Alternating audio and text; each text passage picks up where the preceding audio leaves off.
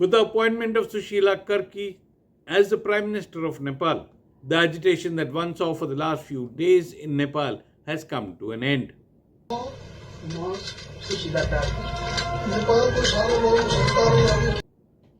But now the questions remain as to what is the road ahead, especially for the Indo-Nepal relationships.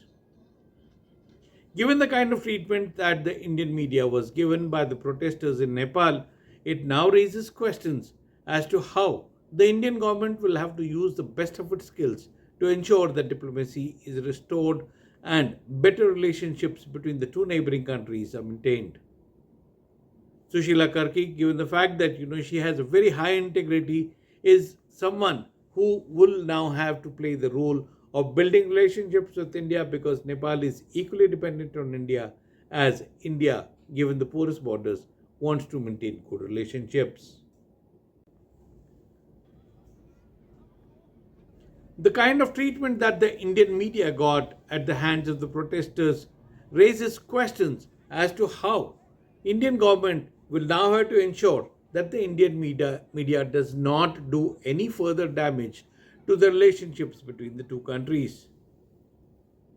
The term Godi media that was used by the protesters time and again clearly shows the kind of anti-India sentiment that the protesters had, partially because of the kind of reporting that one saw from the Hindi channels is something that's a cause of worry. Because many of the protesters felt that the Hindi channels were trying to downplay the protest and trivialize it. And that certainly was not welcome, given the kind of attacks on Indian media. Now the question is also as to why was the Indian media so keen to garner TRPs from Nepal when it could have very well done the same thing from Manipur, but it did not. मेरा गाड़ी में पड़ा नहीं आपका card भी नहीं है, आप मीडिया बोल के चल रहा है, आप कैसे मीडिया बोल के चल रहे हैं? While talking of the kind of treatment that the Indian media got at the hands of the agitationists, it will be now up to the editorial leaders of the Hindi channels to see to it that the reporters that they send out on the field in these kind of circumstances do not face a risk to their lives.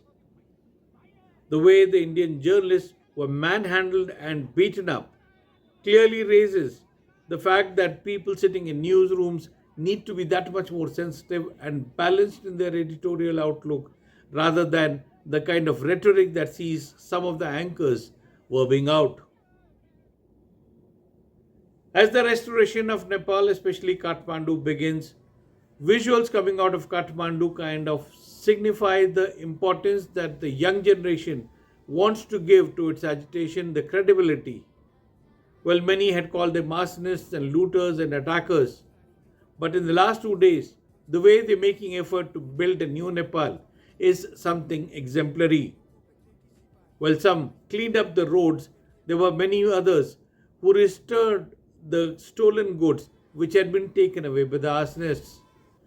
The onus is now on the GenZ. Having taken control of the country, they will now have to demonstrate that they will be able to give a better condition in Nepal than what the previous leaders had been able to offer. Given the fact that corruption was the main plank, this will be something which will be very transformational. What started off as social media campaign against nepo kids of politicians, this is something that now shows that these young generation kids want to ensure that health, employment, and other better facilities that the people of Nepal need will have to be made way for. Being immediate neighbors, India will now have to take the responsibility of ensuring that the relationships between the two countries are restored to the pre-agitation level. And that's something which will be very crucial, given the fact that the kind of bad press that India got, courtesy the Indian media, especially the Hindi channels, that damage will have to be controlled. The External Affairs Ministry in India will have to work overtime to ensure that the damage that the Indian media has done to the Indo-Nepal relationships is taken care of. Also, the fact that while it may be time before things become absolutely normal in Nepal, it will be a very close watch that we need to keep, given the porous borders. But the Gen Z of Nepal has demonstrated that it was not just a revolution. They had a plan, or they had a route map ahead of them after the agitation when they forced the government to quit. Now, with the army, the president, and the prime minister backing them, it will now be a big challenge to ensure that the kind of agitational spirit that one saw for the last 2 3 days is now controlled, and the effort that they have taken to build Nepal continues in the right spirit, free of corruption. Vijay Grover, Bangalore.